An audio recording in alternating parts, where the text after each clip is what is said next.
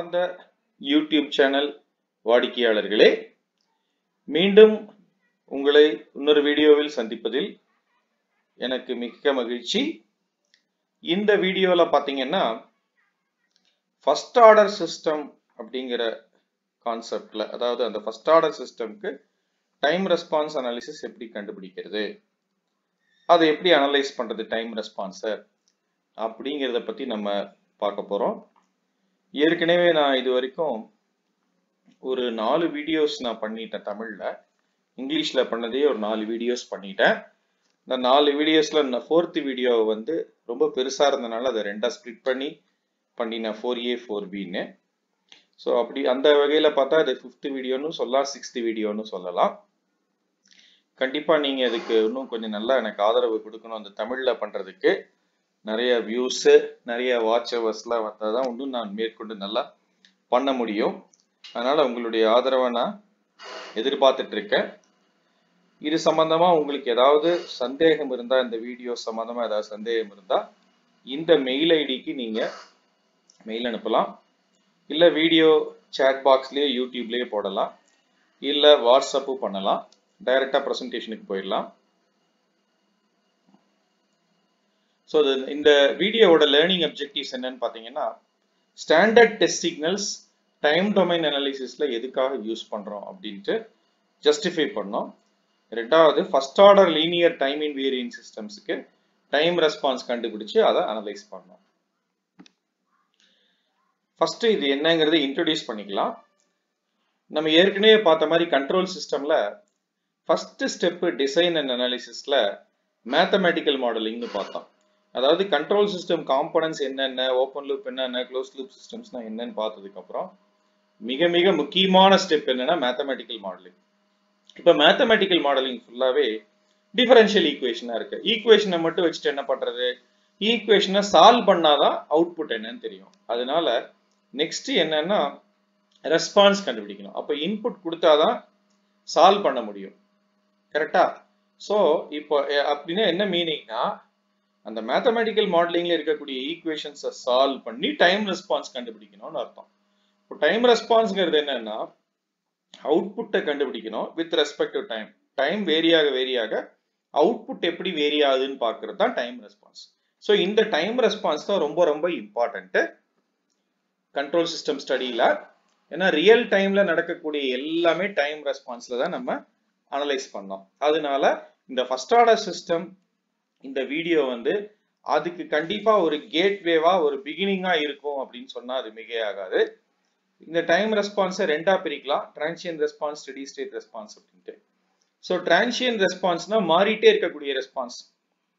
அதாவது இன்புட் வந்து மாறும் பொழுது இந்த டிரான்சியன்ட் ரெஸ்பான்ஸ் வந்து எப்படி டயத்துக்கு பொறுத்து மாறுது அப்படின்னு பாக்குறதா டிரான்சியன்ட் ரெஸ்பான்ஸ். டிரான்சியன்ஸ் எல்லாம் முடிகிற வரைக்கும் என்ன ரெஸ்பான்ஸ், டிரான்சியன்ஸ்னா என்னன்னா அந்த சேஞ்சஸ் எல்லாம் முடிகிற வரைக்கும் என்ன ரெஸ்பான்ஸ், அதான் டிரான்சியன்ட் ரெஸ்பான்ஸ். இப்போ டிரான்சியன்ஸ் எல்லாம் முடிஞ்சு போச்சு கம்ப்ளீட்டா. அப்போ மிச்ச மீதி என்ன இருக்கோ அதுக்கு பேர் தான் ஸ்டெடி ஸ்டேட் ரெஸ்பான்ஸ். டிரான்சியன்ஸ் எல்லாம் முடிஞ்சதுக்கு அப்புறம் என்ன மீறி இருக்கோ அதுக்கு பேர் தான் ஸ்டெடி ஸ்டேட் ரெஸ்பான்ஸ். அதாவது இது டைம் t ஈக்குவல் டு 0ல இருந்து இன்ஃபினிட்டி வரைக்கும் இருக்கும். t ஈக்குவல் டு இன்ஃபினிட்டில இருக்கிறது தான் ஸ்டெடி ஸ்டேட் ரெஸ்பான்ஸ். ஏற்கனவே நீங்க சர்க்யூட் தியரியில சிக்னல்ஸ் அண்ட் சிஸ்டம்ஸ் எல்லாம் படிச்சிருப்பீங்க. நேச்சுரல் ரெஸ்பான்ஸ், அதே மாதிரி forced response. Natural response, forced response அப்படி ஒரு கிளாசிபிகேஷன் இருக்கும், அப்படியும் எடுத்துக்கலாம். நேச்சுரல் ரெஸ்பான்ஸ்னு பாத்தீங்கன்னா இன்புட்டே இல்லாம இனிஷியல் கண்டிஷன்ஸ்னால வரக்கூடிய ரெஸ்பான்ஸ். ஃபோர்ஸ்டு ரெஸ்பான்ஸ்னா என்ன மீனிங்னா, அந்த ரெஸ்பான்ஸ் வந்து இன்புட்டுக்கு தகுந்த மாதிரி என்ன வருது அப்படின்னு பாக்குறது. இங்க நம்ம ஃபோர்ஸ்டு ரெஸ்பான்ஸ் பாக்குறோம். நேச்சுரல் ரெஸ்பான்ஸ் வேணும்னா நேச்சுரல் ரெஸ்பான்ஸும் பார்க்கலாம். ஸோ இந்த நேச்சுரல் ரெஸ்பான்ஸ், ஃபோர்ஸ்டு ரெஸ்பான்ஸ் ரெண்டுமே பாத்தீங்கன்னா டிரான்சியன்ட் ரெஸ்பான்ஸுக்குள்ள தான் வரும். ரைட். எதுக்காக ஸ்டாண்டர்ட் சிக்னல்ஸ் தேவை டைம் ரெஸ்பான்ஸ் அனாலிசிஸ்ல, எதுக்காக ஸ்டாண்டர்ட் சிக்னல்ஸ் தேவை அப்படிங்கறத இந்த ஸ்லைட்ல நம்ம பார்க்கலாம்.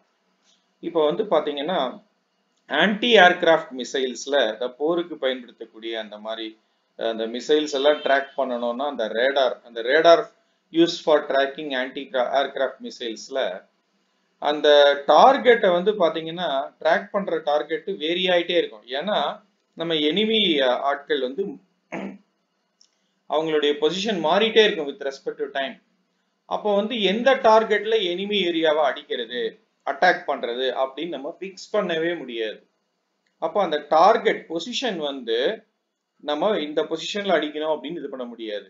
அதே மாதிரி எந்த வெலாசிட்டியில அவங்களை அட்டாக் பண்றதுன்னு நம்ம பண்ண முடியாது. ஏன்னா அந்த பொசிஷன் வெலாசிட்டி மாறிட்டே இருக்கு. ஏன்னா அந்த எனிமியோடைய இது வந்து மூவ்மெண்ட்ஸ் சேஞ்ச் ஆகிட்டே இருக்கிறதுனால. ஸோ இது ஒரு ரீசன் ஏன் வந்து நம்ம ஸ்டாண்டர்ட் டெஸ்ட் சிக்னல்ஸ் போனோம் அப்படின்ட்டு. அதே மாதிரி சில சிஸ்டம்ஸ்ல இன்புட்டை அட்வான்ஸா நமக்கு தெரியாது, இதுதான் இன்புட்னு தெரியாது. ஸோ அப்போ இந்த மாதிரியான சிஸ்டம் எல்லாம் எவாலுவேட் பண்ணோம்னா அந்த பர்ஃபார்மன்ஸை அனலைஸ் பண்றதுக்காக ஒரு டெஸ்ட் சிக்னல்ஸ் மாதிரி வேணும். டெஸ்ட் சிக்னல்ஸ்னா ரியல் சிக்னல்ஸ் இருக்காது, அதுக்கு பதிலாக அதே மாதிரியான சிக்னல்ஸ். அப்போ இந்த டெஸ்ட் சிக்னல்ஸ் வச்சு அனலைஸ் பண்ணும்போது இப்போ நார்மலாக ஒரு டாக்டரேட்டே போனோம்னா ஏதோ ஒரு ஆன்டிபயோட்டிக் ஏதாவது இன்ஜெக்ஷன் ஏதாவது ஒத்துக்கலன்னு என்ன பண்ணுவாங்க, ஃபர்ஸ்ட் டெஸ்ட் இன்ஜெக்ஷன் போடுவாங்க. அது ஒன்ஸ் ஓகேனா அதுக்கப்புறம் நம்ம அந்த மெயின் இன்ஜெக்ஷன் போடுவாங்க. இந்த பென்சிலின் இந்த மாதிரி இதெல்லாம் போடும்பொழுது ஃபர்ஸ்ட் அலர்ஜி இருக்கா என்ன ஏதுன்னு பார்ப்பாங்க. அந்த மாதிரி டெஸ்ட் சிக்னல்ஸ்ல யூஸ் பண்ணி சிஸ்டம் எப்படி பிஹேவ் பண்ணுதுன்னு பார்த்துட்டு அதுக்கப்புறம் ரியல் சிக்னல்ஸை கொடுக்கறது, அது ஒரு ப்ராக்டிஸ். ஸோ அப்போ டெஸ்ட் சிக்னல்ஸ் வச்சு நம்ம பர்ஃபார்மன்ஸ் எப்படின்னு அனலைஸ் பண்ணும்போது அந்த சிஸ்டம்ஸோட பிஹேவியரை நல்லா அண்டர்ஸ்டாண்ட் பண்றதுக்கு ஒரு ஆப்பர்ச்சுனிட்டி கிடைக்கும். அது மட்டும் இல்லாம பல சிஸ்டம்ஸை ஒரே பேசிஸ்ல ஒரே அடிப்படையில நிறைய சிஸ்டம்ஸை கம்பேர் பண்ணோம்னா ஒரே மாதிரியான டெஸ்ட் சிக்னல்ஸ் இருக்கணும். இப்போ ஒரு 10 ஸ்டூடெண்ட்ஸோட பர்ஃபார்மன்ஸ் வேணும்னா அது வந்து நான் internal test, assignment, quiz, semester end examination, அதே மாதிரி பார்த்தீங்கன்னா ஜிடி குரூப் டிஸ்கஷன், இந்த மாதிரி பசில். ஸோ இதுல டிஃபரெண்ட் இதில் காமனாக என்னென்ன டெஸ்டிங் மெத்தட்ஸ் வச்சிருக்கணும் அதில் நான் கம்பேர் பண்ணாதான் எனக்கு ஒரு ஐடியா கிடைக்கும். அதே மாதிரி தான் சிஸ்டம்ஸுக்கும் டெஸ்ட் சிக்னல்ஸ். இந்த டெஸ்ட் சிக்னல்ஸ் என்னன்னா ஈஸியா லேப்ல ஜென்ரேட் பண்ணிக்கலாம். கரெக்டா? ஸோ இது ஆக்சுவல் இன்புட் சிக்னலை அதே ரிசம்பிள் பண்ணும், அதே மாதிரி இருக்கும். அதனால தான் டெஸ்ட் சிக்னல்ஸை யூஸ் பண்றது. இந்த மாதிரி டெஸ்ட் சிக்னல்ஸுக்கு ஒரு சிஸ்டமோட ரெஸ்பான்ஸ் நல்லா இருந்ததுன்னா, திருப்தியா இருந்ததுன்னா, அப்போ அதை ப்ராக்டிக்கல் அப்ளிகேஷன்ஸ்க்கு யூஸ் பண்ணலாம் அப்படின்ட்டு நம்ம எடுப்போம். ஸோ அதுக்காக தான் டெஸ்ட் சிக்னல்ஸ் போகிறோம். இப்போ என்னென்ன டெஸ்ட் சிக்னல்ஸ் எல்லாம் இருக்கு அப்படின்னு பார்த்தீங்கன்னா, இம்பல்ஸ் சிக்னல்னு ஒரு சிக்னல் இருக்கு, ஸ்டெப் சிக்னல்னு ஒரு சிக்னல் இருக்கு, அதுக்கப்புறம் ரேம்ப் சிக்னல் இருக்கு, பாரபாலிக் சிக்னல் இருக்கு, சைனசாய்டல் சிக்னல் இருக்கு. ஒவ்வொன்றா பார்க்கலாம். இம்பல்ஸ் சிக்னல்னா ஒரு சடன் ஷாக். ஸோ ஷாக் அடிச்சதுன்னா நம்ம ஒரு எலக்ட்ரிக்கல் ஷாக்கே அடிக்குது, ஒரு வைப்ரேஷன் அடிக்குதுன்னா என்ன பண்ணுவோம் அப்படின்னா, நமக்கு இமீடியட்டா ஒரு ஹை மேக்னிடியூட்ல நமக்கு ஒரு மசில்ல ஒரு ஒரு ஃபீலிங் வரும். ஆனா அது கொஞ்ச நேரத்துல அது அப்படியே ஜீரோ ஆயிடும். ஸோ இனிஷியலா ஒரு ஹை மேக்னிடியூட்ல ஒரு ஷாக் தெரியும், அப்புறம் இமீடியட்டா ஜீரோ ஆயிடும். ஆனா இந்த மாதிரி பர்ஃபெக்ட் இம்பல்ஸ் வந்து ப்ராக்டிஸ்ல அச்சீவ் பண்ண முடியாது.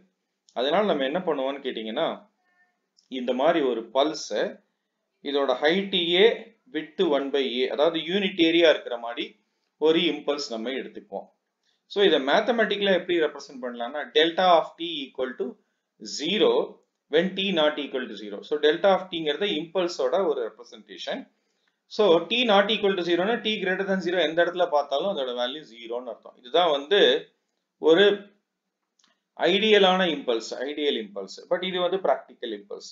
இங்க பாருங்க, delta of t dt minus epsilon to epsilon equal to 1, அதாவது ஒரு ஸ்மால் விட்ல ஸ்மால் டைம் ரேஞ்சில் அதோட வேல்யூ வந்து 1ன்னு சொல்றாங்க. ஸோ அதை வந்து இம்பல்ஸை வந்து அதனாலதான் ஸ்மால் விட் யூனிட் ஏரியால அப்ராக்சிமேட் பண்றோம். இப்போ இந்த இம்பல்ஸ் சிக்னலோட லாப்லாஸ் டிரான்ஸ்ஃபார்ம் வந்து பாத்தீங்கன்னா 1ன்னு வரும். ஏன் அப்படின்னு கேட்டீங்கன்னா, லாப்லாஸ் டிரான்ஸ்ஃபார்ம் நம்ம எப்படி எடுப்போம், integral 0 to infinity e power minus st dt f of t. அப்போ integral 0 to infinity f of tங்கிறது எந்த இடத்துல எக்ஸிஸ்ட் ஆகுது, t equal to 0ல தான் அது 1. கரெக்டா? ஸோ யூனிட் இம்பல்ஸ் சிக்னல் எடுத்துட்டீங்கன்னா, ஐடியலான சிக்னல் எடுத்துட்டீங்கன்னா, இந்த t equal to 0ல தான் அது 1 இருக்கும். பட் இது வந்து ப்ராக்டிக்கல். t equal to 0ல 1னா அப்போ f of t e power minus st ல f of t 1, அப்போ e power minus st t equal to 0ல அதுவும் 1. அப்போ இன்டகிரேஷன்ங்கிறது ஜஸ்ட் ஒரு பாயிண்டிங் ஃபங்க்ஷன் மாதிரி ஆயிடுச்சு. அப்போ லாப்லாஸ் டிரான்ஸ்ஃபார்ம் யூனிட்டி. புரியுது இல்லையா?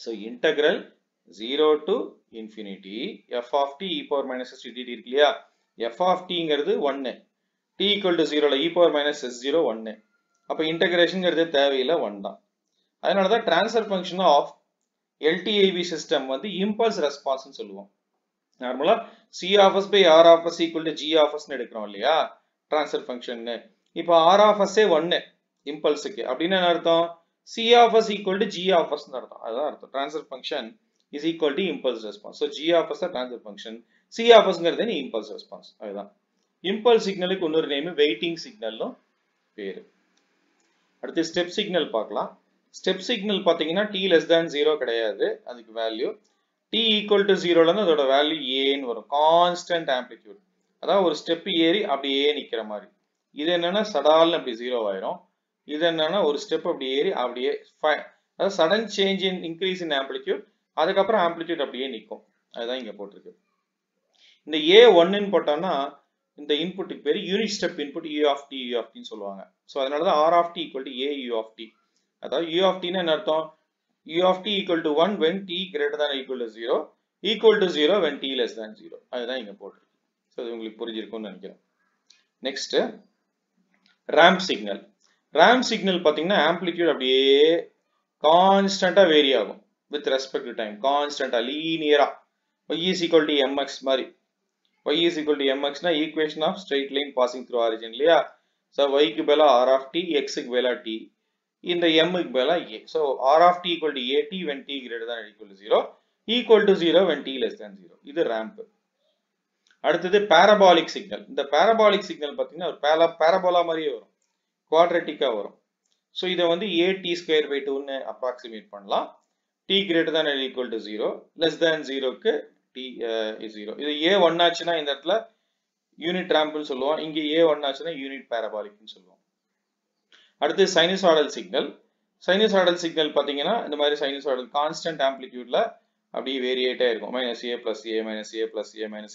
ன்னு வேரி ஆயிட்டே இருக்கும் ரைட் இதுல ஒரு பியூட்டி என்ன அப்படினு பாத்தீங்கன்னா இந்த பாராபோலிக் சிக்னலை டிஃபரன்ஷியேட் பண்ணா ரேம்ப் சிக்னல் கிடைக்கும் பாருங்க 2at/2 சோ இது கிடைக்கும் ரேம்ப் சிக்னலை டிஃபரன்ஷியேட் பண்ணி a * t இங்க a கிடைச்சிரும் பாருங்க a u of t இத டிஃபரன்ஷியேட் பண்ணீங்க இது கிடைச்சிரும் சோ அப்ப இதுல என்ன தெரியுதுன்னா பாராபோலிக் சிக்னலை டிஃபரன்ஷியேட் பண்ணா ரேம்பை டிஃபரன்ஷியேட் பண்ணா ஸ்டெப்பை டிஃபரன்ஷியேட் பண்ணா இம்பல்ஸ் அது அப்படியே இன்வெர்ஸ்ல வந்தா இம்பல்ஸை இன்டகிரேட் பண்ணா ஸ்டெப்பை இன்டகிரேட் பண்ணா ரேம்பை இன்டகிரேட் பண்ணா பாராபோலிக் சிக்னல் இது ரொம்ப ரொம்ப இம்பார்ட்டன்ட் ரிலேஷன் சோ இதுல இருந்து இன்னொரு விஷயம் என்ன அப்படின்னு கேட்டீங்கன்னா இந்த நாலுலயுமே ரொம்ப ஃபாஸ்டா வேரி ஆகக்கூடியது பாராபோலிக் ஏன்னா இங்கதான் டி ஸ்கொயர் இதுக்கு மேல உள்ள ஃபங்க்ஷனும் சொல்றாங்க ஜெர்க் அப்படின்ட்டு இப்போ ஒரு எர்த்குவேக்லாம் வருதுன்னா இந்த எர்த்குவேக் எல்லாம் ஜெர்க் அப்படின்னு சொல்லுவாங்க ஒரு ஜெர்க் ஆகுதுன்னு சொல்றோம் இல்லையா அது சோ அதெல்லாம் டி கியூப்ல வரும் அப்படின்னு சொல்றாங்க கியூபிக் ஃபங்க்ஷன் ரைட் இப்போ நம்ம அடுத்து என்ன பார்க்க போறோம்னா இந்த ஸ்டாண்டர்ட் டெஸ்ட் சிக்னல்ஸ்ல சில சிக்னல்ஸ்க்கு ஃபர்ஸ்ட் ஆர்டர் சிஸ்டம்க்கு ரெஸ்பான்ஸ் என்னன்னு பார்க்க போறோம் பிகாஸ் நம்மளோட எய்மே time response of first order system ஒரு க்ளோஸ்ட் லூப் சிஸ்டம் ஒரு ஃபர்ஸ்ட் ஆர்டர் சிஸ்டம் எடுத்திருக்கேன் பாருங்க இது 1/st ன்னு இருக்கு இத பார்த்தாலே தெரியுது வந்து ஒரு ஃபர்ஸ்ட் ஆர்டர் சிஸ்டம் அப்படினு ஏன்னா sங்கறனால first order so the closed loop transfer function g of s by 1 plus g of s வச்சு கண்டுபிடிச்சீங்கன்னா 1/ts plus 1 ன்னு வரும் இப்போ c of s ங்கிறது என்ன இந்த பக்கம் r of s by ts plus 1 இப்போ ஸ்டெப் இன்புட்னு எடுத்தா நமக்கு தெரியும் r of s 1/s அப்போ c of s 1/s into ts plus 1 இதுக்கு பார்ஷியல் ஃபிராக்ஷன் எடுத்தா இந்த மாதிரி வரும் சோ இதுல இந்த t/ts plus 1 இந்த t காமனா எடுத்தா அப்படி வரும் சோ இதுக்கு இன்வெர்ஸ் லாப்லாஸ் ட்ரான்ஸ்ஃபார்மேஷன் பண்ணும்போது 1/s க்கு இன்வெர்ஸ் லாப்லாஸ் ட்ரான்ஸ்ஃபார்மேஷன் 1 இங்க t கேன்சல் ஆயிரும் அப்போ 1/s plus 1/t 1/s plus a னா e power minus at so இங்க a ங்கிறது 1/t so e power minus 1/t into small t இந்த ரெஸ்பான்ஸ் பாத்தீங்கன்னா small t equal to 0 ன்னு போட்டீங்கன்னா இது வந்து starting from 0 இந்த small t equal to capital T ன்னு போட்டீங்கன்னா e power minus 1 1 minus e power minus 1 0.632 வரும் அதாவது இந்த t equal to capital T ஆகும்போது இந்த எக்ஸ்போனன்ட் வந்து -1 ஆயிடும் -1 ஆகும்போது அந்த டைம் கான்ஸ்டன்ட் சொல்லுவோம் right t equal to infinity ன்னு போட்டீங்கன்னா இது வந்து 0 ஆயிரும் 1 ஆயிரும் அப்ப என்ன ஆகும்னா இது 0 ல இருந்து 1 இப்படி இதாகும் சோ இதுதான் ஆக்சுவலா transient response of first order system steady state response என்னன்னா c of infinity equal to 1. So இதுல பாருங்க இதுதான் டைம் கான்ஸ்டன்ட். So இப்போ இதுல என்ன தெரியுதுன்னா ரெஸ்பான்ஸ் எக்ஸ்போனென்ஷியலா grow ஆகுது with respect to time தெரிஞ்சு போச்சு. Steady state response 1. So இப்போ இங்க என்னன்னா இன்புட் 1 கொடுக்கிறோம், அவுட்புட் ஃபைனலா 1 வருதுன்னா எரர் என்ன ஃபைனலா? Steady state error 0. ஸ்டெடி ஸ்டேட்னா அர்த்தம் ஃபைனலா இன்புட்டுக்கும் அவுட்புட்டுக்கும் உள்ள டீவியேஷன். இன்புட் 1 அவுட்புட் 1 அப்ப எரர் என்ன? 0. ரைட். இப்போ time கான்ஸ்டன்ட்ல t equal to t ல என்ன சார் அவுட்புட்னு பாத்தீங்கன்னா 0.632. அப்படின்னா என்ன அர்த்தம்னா இந்த 1ல 63.2% ஆறக்கு எவ்வளவு டைமோ அதுக்கு பேர் தான் டைம் கான்ஸ்டன்ட். சரி, இப்போ இப்படி இருக்கிறதுக்கு பதிலா சப்போஸ் இந்த டைம் கான்ஸ்டன்ட்டை நம்ம இன்க்ரீஸ் பண்றோம்னு வச்சுக்கோங்க. சப்போஸ் நம்ம டைம் கான்ஸ்டன்ட்டை இப்படி இன்க்ரீஸ் பண்ணியிருந்தோம்னா சப்போஸ் இப்படி இருக்குன்னு வச்சுக்கலாம், இந்த மாதிரி ரெஸ்பான்ஸ் இருக்கு அப்படின்னா சோ இதே 0.632 எந்த இடத்துல வந்திருக்கும்னா இந்த 0.632 இந்த இடத்துல வந்திருக்கும். இந்த டைம் கான்ஸ்டன்ட் t1 ன்னு எடுத்துக்கலாம். அப்ப இங்க t1 என்ன? greater than t. அப்ப டைம் கான்ஸ்டன்ட் அதிகமாச்சுன்னா என்ன ஆகுது? இந்த டிரான்சியன்ஸ் ஸ்லோவா டை அவுட் ஆகுது அப்படின்னு சொல்லலாமா? ரைட். சப்போஸ் இதே டைம் கான்ஸ்டன்ட் இன்னும் கொஞ்சம் கம்மியா இருக்குன்னு வச்சுக்கலாம், இப்படி இருக்கிறதா வச்சுக்கலாம். பாருங்க இந்த இடத்துல இந்த பர்టిక్యులர் கேஸ்ல டைம் கான்ஸ்டன்ட் என்னன்னு பாத்தீங்கன்னா t2.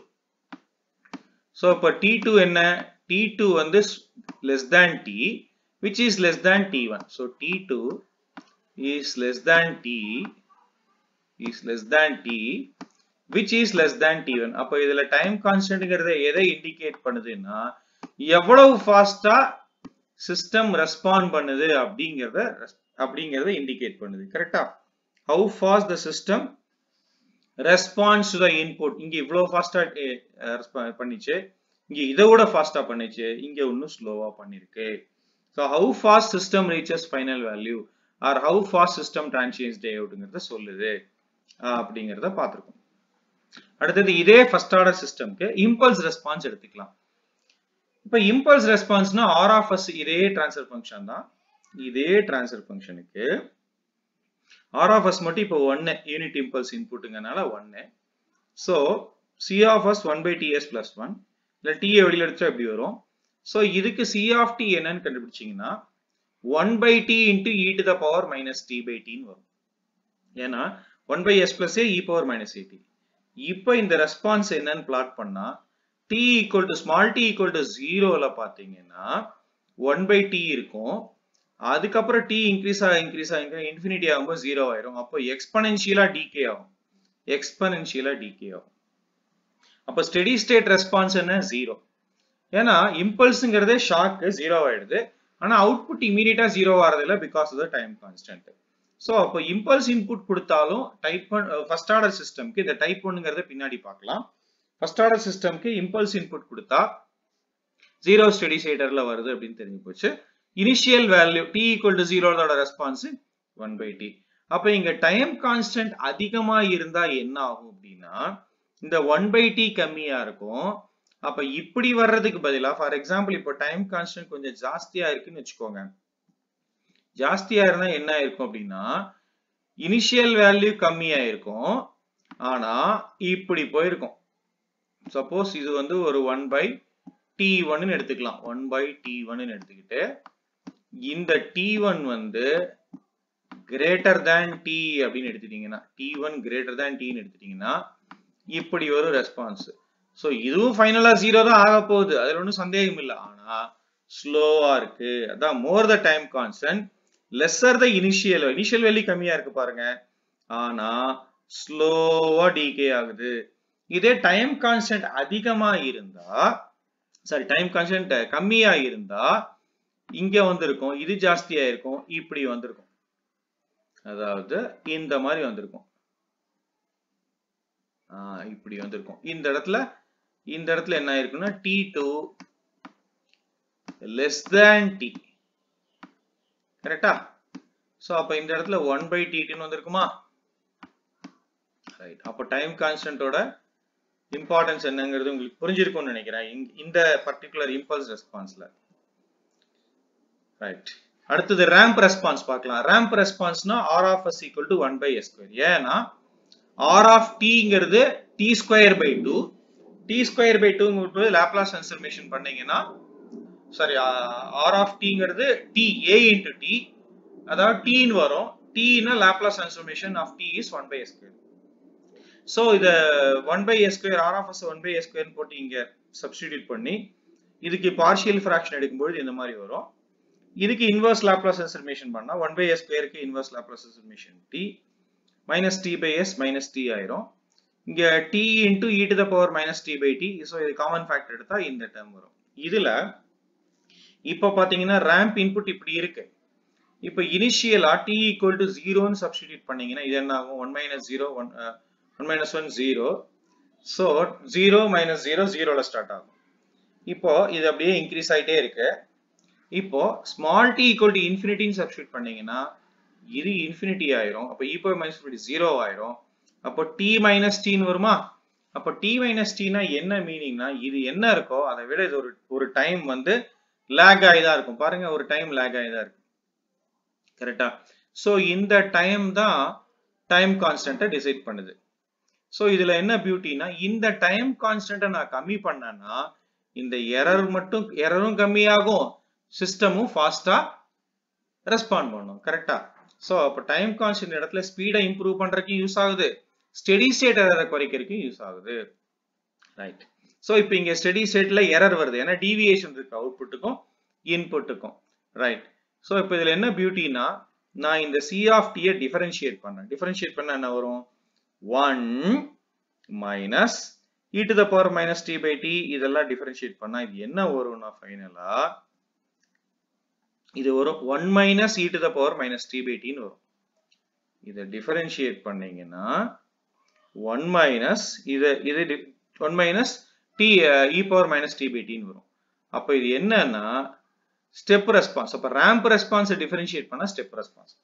சரி, ஸ்டெப் ரெஸ்பான்ஸ் டிஃபரன்ஷியேட் பண்ணுங்க. இது 1 0, e power minus t by t differentiate பண்ணா 1 by t e power minus t 1 by t e power minus t by t. what is that? அது என்னன்னு பாத்தீங்கன்னா இம்பல்ஸ் ரெஸ்பான்ஸ்.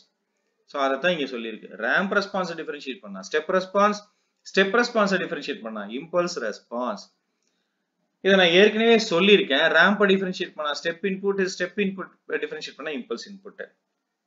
அதே மாதிரி தான் ரெஸ்பான்ஸ டிஃபரன்ஷியேட் பண்ணாலும் இன்புட்டை டிஃபரன்ஷியேட் பண்ணா இன்னொரு இன்புட் கிடைக்குது, வேற இன்புட் கிடைக்குதுன்னா அந்த இன்புட்டோட ரெஸ்பான்ஸ் டிஃபரன்ஷியேட் பண்ணா அந்த வேற இன்புட்டோட ரெஸ்பான்ஸ் அப்படியே கிடைக்கும். சோ அப்ப இது என்ன தெரியுதுன்னா இன்புட்ஸ் டெரிவேட்டிவ்ஸா இருந்ததுன்னா ஒண்ணுக்கு ஒண்ணு ரெஸ்பான்ஸும் டெரிவேட்டிவ்ஸா இருக்கும். இன்புட்ஸ் இன்டெகிரல்ஸா இருந்தா ரெஸ்பான்ஸும் இன்டெகிரல்ஸா இருக்கும். இந்த particular property linear time invariant systems மட்டும் தான் சாட்டிஸ்ஃபை பண்ணும். லீனியர் டைம் வேரியன்ட் சிஸ்டம்ஸோ நான் லீனியர் சிஸ்டம்ஸோ இந்த ப்ராப்பர்ட்டியை சாட்டிஸ்ஃபை பண்ணாது. ஸோ இந்த பர்டிகுலர் இதோட நான் இந்த கான்செப்டோட நான் முடிச்சுக்கிறேன். ஸோ இப்போ அநேகமா உங்களுக்கு என்ன நான் சொல்லி இது கொடுத்தேன் அப்படின்ட்டு இந்த பர்டிகுலர் இதில் என்னென்ன விஷயம் சொன்னேன்னு உங்களுக்கு தெரிஞ்சிருக்கும். அதாவது டைம் ரெஸ்பான்ஸ்னா என்னன்னு சொன்னேன், சொல்லிட்டு இந்த டிரான்சியன்ட் ரெஸ்பான்ஸை எப்படி ஃபர்ஸ்ட் ஆர்டர் கண்டுபிடிக்கிறது, அதுக்கு முன்னாடி ஸ்டாண்டர்ட் டெஸ்ட் சிக்னல்ஸ் எதுக்காக யூஸ் பண்றோம், அந்த ஸ்டாண்டர்ட் டெஸ்ட் சிக்னல்ஸ்லாம் என்னென்ன அப்படின்னு பார்த்தோம். அதுக்கப்புறம் அந்த ஸ்டாண்டர்ட் டெஸ்ட் சிக்னல்ஸ்ல இருந்து ஸ்டெப் ரெஸ்பான்ஸ் எப்படி கண்டுபிடிக்கிறது, ரேம்ப் ரெஸ்பான்ஸ் எப்படி கண்டுபிடிக்கிறது, இம்பல்ஸ் ரெஸ்பான்ஸ் எப்படி கண்டுபிடிக்கிறது பார்த்தோம். அதே மாதிரி பாரபோலிக் ரெஸ்பான்ஸும் கண்டுபிடிக்கலாம். அப்புறம் இந்த ரெஸ்பான்சஸ்க்குலாம் நடுவில் இருக்கிற ரிலேஷன் பார்த்தோம்.